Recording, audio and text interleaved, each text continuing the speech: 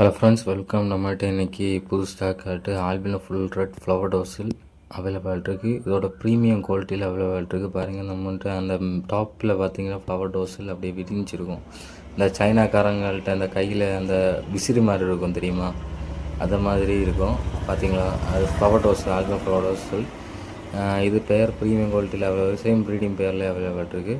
தேவையில்லாமல் கான்டாக்ட் பண்ணுங்கள். அப்புறமேட்டு நம்மகிட்ட ஹெச்பி ரெட் ஃப்ளவர் டோஸில், அதுவும் காலி டோஸில் மாதிரி வரும். அதுவும் சேம் ஃப்ளவர் டோஸில் மாதிரி தான் வரும். பார்த்திங்களா, இதுவும் அந்த சைனாக்கார மாதிரியில் விரிஞ்சிருக்க மாதிரி இருக்குது. பார்த்திங்களா, இதுவும் அதே மாதிரி தான் இருக்கும்.